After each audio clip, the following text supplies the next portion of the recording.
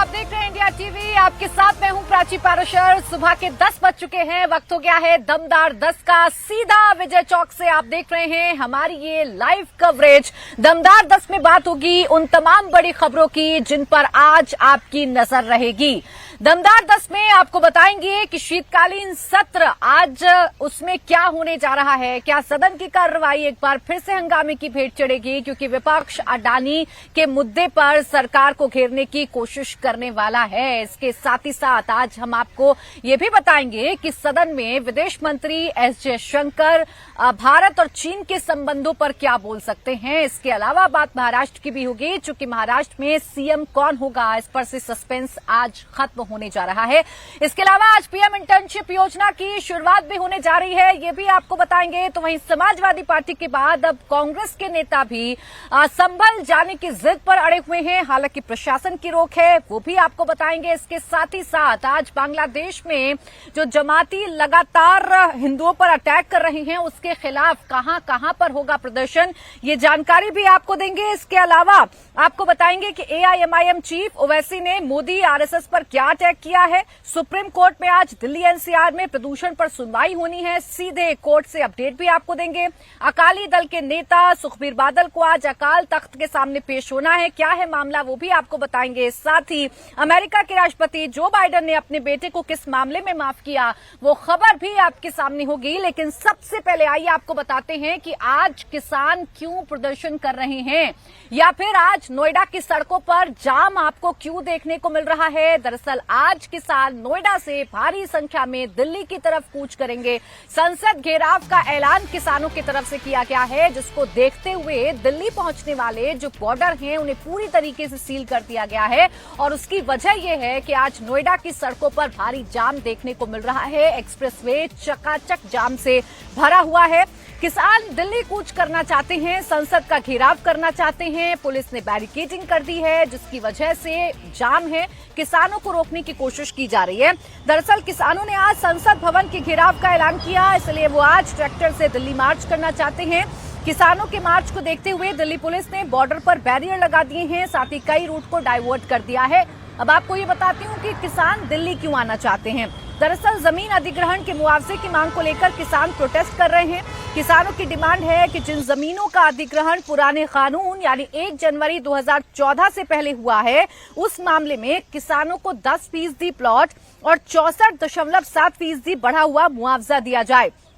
साथ ही 1 जनवरी 2014 के बाद जिन जमीनों का अधिग्रहण हुआ है, उन जमीनों का मुआवजा मार्केट प्राइस से 4 गुना मिले। साथ ही 20% प्लॉट भी दिए जाए। तो ये मांग किसानों की पुरानी है और इस मांग को लेकर समय समय पर किसान प्रदर्शन भी करते हैं। आज भी किसान प्रदर्शन करना चाहते हैं। दिल्ली कूच का आह्वान किया गया है। चूंकि संसद का शीतकालीन सत्र चल रहा है, तो संसद का घेराव किसान करना चाहते हैं, लेकिन किसी भी तरीके से पुलिस जो है इन किसानों को रोकना चाहती है, इसलिए बैरिकेटिंग्स लगा दिए गए हैं। जो तस्वीर आप देख रहे हैं, उन तस्वीरों में साफ नजर आएगा कि उन बैरिकेटिंग्स की वजह से कितना चक्का जाम नोएडा की सड़कों पर या नोएडा से दिल्ली की तरफ आने वाली सड़कों पर देखने को मिल रहा है। किसानों के प्रोटेस्ट को देखते हुए पुलिस ने पुख्ता इंतजाम किए हैं। आज आसपास के गांवों से किसान पहले महामाया फ्लाईओवर के पास जुटेंगे, उसके बाद ट्रैक्टर से दिल्ली मार्च करेंगे और संसद का घेराव करेंगे। ये ऐलान किसान संगठनों की तरफ से किया गया है, जिसे देखते हुए पुलिस ने नोएडा दिल्ली बॉर्डर को सील कर दिया है। जगह जगह पर बैरिकेडिंग लगा दी गई है, ताकि किसान संसद भवन तक ना पहुंच पाए। ऐसे में जो दिल्ली से नोएडा या नोएडा से दिल्ली जाने वाले लोग हैं, जो रोजाना इसी वक्त दफ्तर जाते हैं, उन्हें परेशानियों का सामना करना पड़ रहा है, क्योंकि गाड़ियों के जो पहिए हैं वो सड़कों पर थम चुके हैं। बैरिकेडिंग की वजह से, बॉर्डर सील होने की वजह से जो आवाजाही है, जो रफ्तार है वाहनों की, उन पर थोड़ा सा ब्रेक लग गया है। कालिंदी कुंज से सेक्टर 18 जाने वाले रास्ते पर जाम है, साथ ही चिल्ला बॉर्डर और डीएनडी पर भी जाम है। ऐसे में लोगों से मेट्रो का इस्तेमाल करने की सलाह दी जा रही है। वाहनों से नहीं बल्कि मेट्रो से अपना सफर तय करें। जो दफ्तर जाने वाले लोग हैं उन्हें खासा परेशानी का सामना करना पड़ रहा है। आप देखिए जो तस्वीर आपकी टेलीविजन स्क्रीन पर चल रही है, जहां तलक आपकी नजर जाएगी आपको थमे हुए गाड़ियों के पहिए नजर आएंगे, गाड़ियों की कतार आपको नजर आएगी। और ये सब कुछ इस वजह से ताकि जो किसान नोएडा से दिल्ली की तरफ कूच करना चाहते हैं, यहां संसद भवन आकर संसद भवन का घेराव करना चाहते हैं, उन किसानों के दिल्ली मार्च को दिल्ली ना पहुंचने देने के लिए पुलिस ने कड़े सुरक्षा व्यवस्था की है, बैरिकेडिंग कर दी गई है। दिल्ली को नोएडा से जोड़ने वाले जितने भी रास्ते हैं, जो बॉर्डर्स हैं, उनको सील कर दिया गया है, बैरिकेडिंग्स लगा दी गई हैं, जिसकी वजह से जाम की स्थिति फिलहाल इन सड़कों पर उत्पन्न हो गई है। देखिए, मुआवजे की पुरानी मांग किसानों की है और किसान ये कह रहे हैं कि 1 जनवरी 2014 से पहले जिन जमीनों का पुराने कानून के तहत अधिग्रहण हुआ, उस मामले में किसानों को 10% प्लॉट मिले और साथ ही 64.7% बढ़ा हुआ मुआवजा दिया जाए।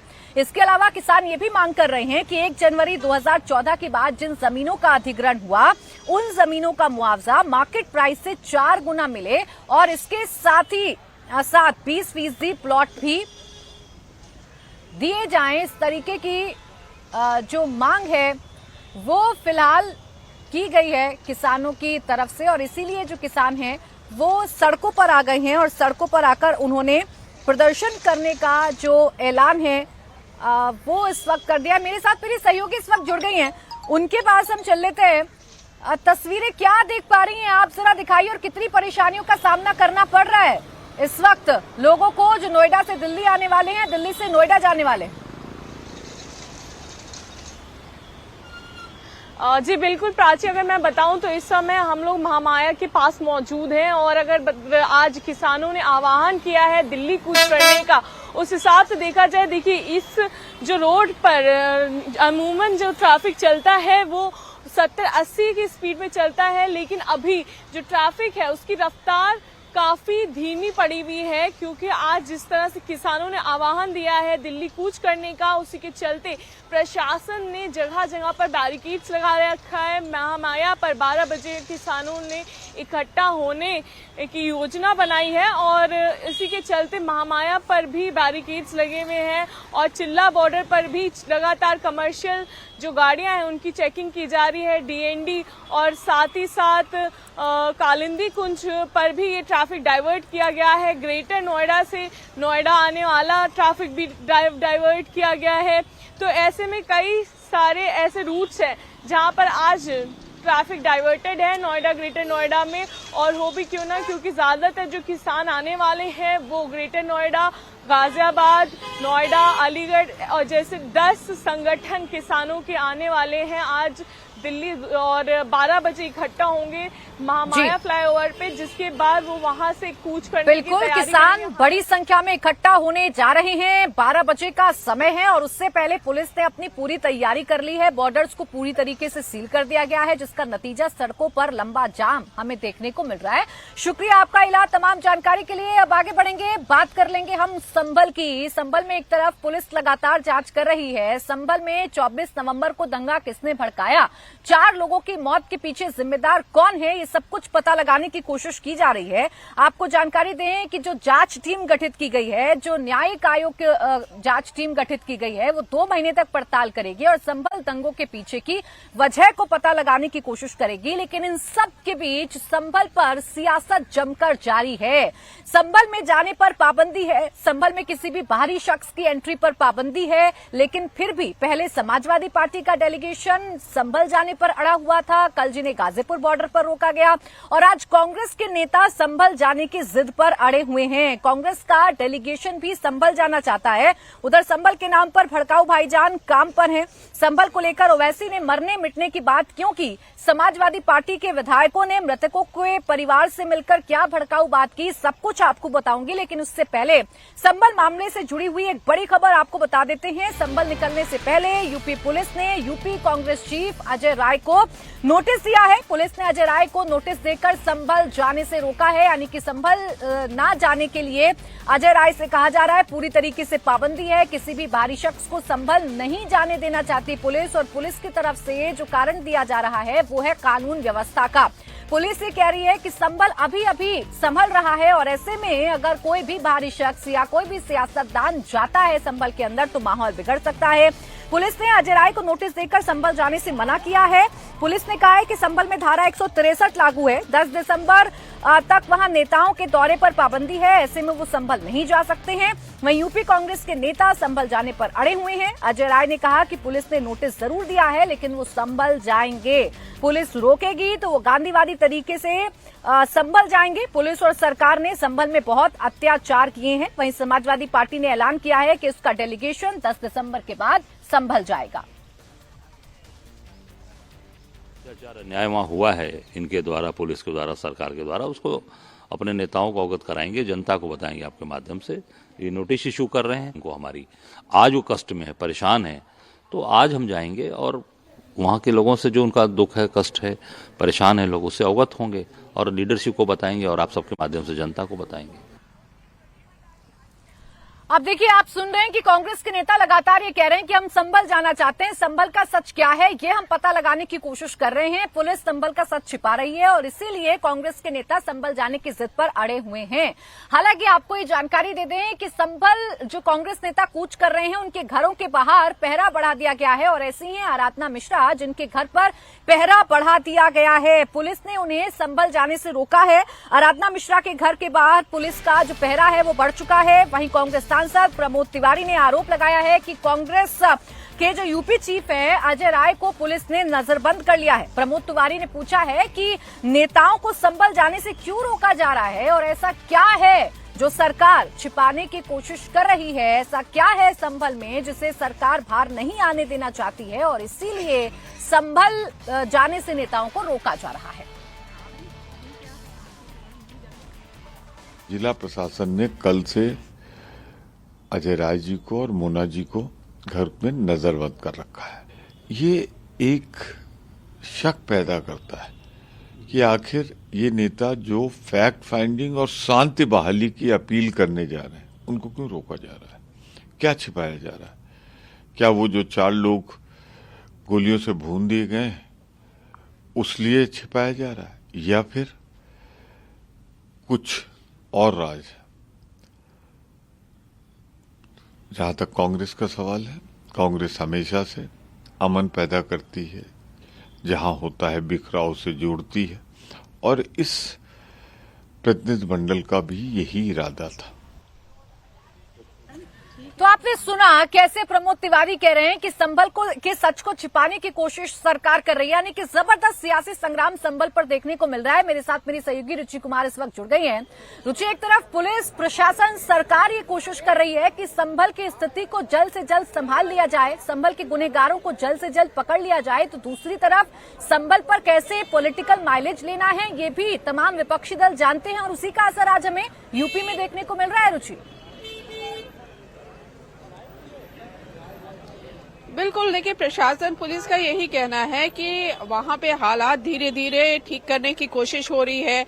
ऐसे में अगर सियासी पार्टीज वहां संभल में जाएंगी, जिन लोगों के घर मौत हुई है वहां जाएंगी, तो माहौल बिगड़ सकता है। लेकिन अजय राय हैं जो कांग्रेस के अध्यक्ष हैं, उनका ये कहना है कि हम सच जानने वहां पे संभल जा रहे हैं। हमारे जाने से किसी तरह का माहौल नहीं बिगड़ेगा, बल्कि सच सामने आएगा।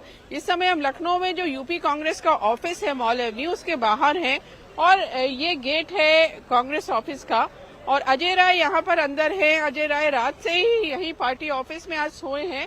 उनका कहना है कि घर से उनको निकलने नहीं दिया जाता, इसलिए पार्टी ऑफिस के अंदर वो हैं। बाहर जितने ये रास्ते आ रहे हैं कांग्रेस के, सब तरफ पुलिस ही पुलिस यहाँ पे तैनात है। बैरिकेड्स लगाए गए हैं, लोगों को आने दिया जा रहा है, लेकिन देख के कि कौन लोग हैं, कि कांग्रेसी यहाँ पे ज्यादा भीड़ ना जमा करें। अब 12:15 बजे के करीब कांग्रेसियों ने कहा है कि वो पार्टी ऑफिस से निकलेंगे, और पुलिस ने भले ही अजय राय को नोटिस दे दिया है कि वो संभल नहीं जा सकते, क्योंकि 10 तारीख तक वहाँ बाहरी व्यक्ति के जाने पे रोक है। लेकिन अजय राय ने अब से कुछ देर पहले हमसे कहा कि हम गांधीवादी तरीके से कोशिश करेंगे वहाँ जाने की। पुलिस रोकेगी तो हम 10 तक रोक है, उसके बाद जाएंगे। तो जाहिर है कि सियासत संभल मामले में जारी है। जी ठीक है। रुचि, कल की तस्वीर भी हमने देख ली थी जब समाजवादी पार्टी का डेलीगेशन जाने की कोशिश कर रहा था और समाजवादी पार्टी की डेलीगेशन ने गंभीर आरोप यूपी सरकार पर लगाए थे। रोक के बावजूद आज कांग्रेस जाना चाहती है। पूरी तरीके से नैरेटिव बनाने का जो काम है वो विपक्ष मौजूदा सरकार के खिलाफ कर भी रहा है और गंभीर सवाल भी उठा रहा है। इन सबके बीच एक तरफ संभल की शांति का हवाला सियासतदानों की तरफ से दिया जा रहा है, लेकिन कैसे कैसे बयान संभल को लेकर दिए जा रहे हैं इसकी बानगी आपके सामने रख देती हूं। संभल सदर के सपा विधायक इकबाल महमूद ने एक बड़ा बयान दे दिया है। इकबाल महमूद ने कहा कि मस्जिद के नाम पर पूरी मुस्लिम कौम शहीद होने के लिए तैयार है। देखिए, संभल की जामा मस्जिद, शाही जामा मस्जिद, जिसमें कोर्ट के आदेश पर सर्वे हो रहा है, कोर्ट के आदेश पर सब कुछ हो रहा है, उसी आदेश पर या उसी प्रक्रिया पर अब कैसी कैसे बयानबाजी की जा रही है और ये बयानबाजी समाजवादी पार्टी के विधायक और सांसदों की तरफ से की जा रही है। इसीलिए सरकार ये कह रही है कि संभल का माहौल बिगाड़ने की कोशिश की जा रही है। साफ कर दिया है इकबाल महमूद ने कि मस्जिद के नाम पर पूरी मुस्लिम कौम शहीद होने के लिए तैयार है। इकबाल महमूद ने संभल उपद्रव में मारे गए लोगों को शहीद भी बताया। इकबाल महमूद ने कल संभल हिंसा में मारे गए मृतकों के परिजनों से मुलाकात की और ये भी कहा कि उनका दर्द बांटने के लिए समाजवादी पार्टी का जो डेलीगेशन है वो 10 दिसंबर के बाद संभल आएगा। आपको ये जानकारी देना भी जरूरी है कि इकबाल महमूद के बेटे सुहेल इकबाल को भी संभल हिंसा में आरोपी बनाया गया है। उनका नाम भी एफआईआर में पुलिस ने दर्ज किया। मैं उनके गम में अपना को शामिल करने आया।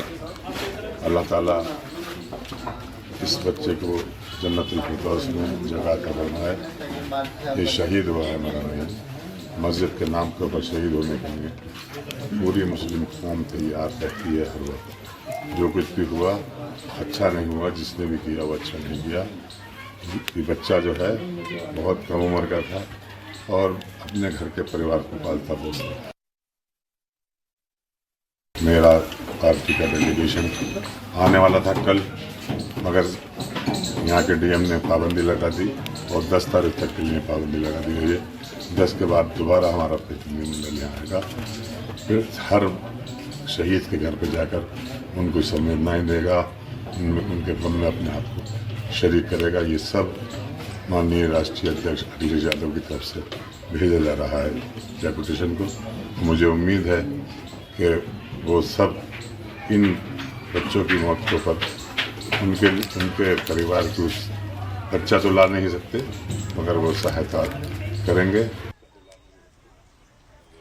अब देखिए, समाजवादी पार्टी के जो सदर विधायक हैं वो गए तो थे मृतकों के परिवार वालों के साथ संवेदना व्यक्त करने, लेकिन वो सीधे तौर पर ये कहकर आए हैं कि हम शहीद होने के लिए तैयार हैं अपनी मस्जिदों के लिए। और इस काम में असदुद्दीन ओवैसी भी पीछे नहीं है। एक तरफ प्रशासन है जो ये कोशिश कर रहा है कि संभल में शांति बहाली रहे, तो दूसरी तरफ नेताओं के जो बयान हैं वो अपने चरम पर हैं। अब असदुद्दीन ओवैसी पूरी तरीके से इसके लिए आरएसएस और बीजेपी को जिम्मेदार ठहरा रहे हैं। ओवैसी ये कह रहे हैं कि आरएसएस और बीजेपी ने सबको गड्ढा खोदने के काम पर लगा दिया है। साथ ही साथ उन्होंने ये भी कहा है कि मस्जिदों को बचाने के लिए हम 1000 बार मरने के लिए तैयार हैं। मालेगांव की रैली को संबोधित कर रहे थे और उन्होंने ये कहा कि मस्जिद, मज़ारों, वक्फ को बचाने के लिए अपनी जान तक दे देंगे। ओवैसी ने यह भी कहा कि संभल हिंसा में जो लोग मारे गए वो शहीद हैं। संभल की मस्जिद में जो लोग कोर्ट को गए, वो कोर्ट में ये बोलकर गए कि हमको मस्जिद के अंदर जाने का परमिशन मिले। अगर वो लोग कोर्ट को नहीं जाते तो क्या ये 5 बच्चे मरते थे? क्या ये तशद्दुद होता था संभल में? मेरे भाई, आज आप देख रहे हैं ये संभल में हुआ और इल्जाम मुझ पर लगाया जाता है। असदुद्दीन ओवैसी, तुम ये बोल रहे हो, तुम वो बोल रहे हो। बार बार मुझे व्हाट्सएप के ऊपर, कभी एसएमएस के जरिए, कभी फुलां के जरिए धमकी दी जाती है। अरे जालिमों, याद रखो, मैं मस्जिद बचाने के लिए, खानखाहों को बचाने के लिए, दरगाहों को बचाने के लिए, वक्फ की जायदाद को बचाने के लिए, जमहूरियत को बचाने के लिए, कानून की बालादस्ती के लिए, इंसाफ के लिए मैं एक बार नहीं 1000 मर्तबा मरने को तैयार हूं।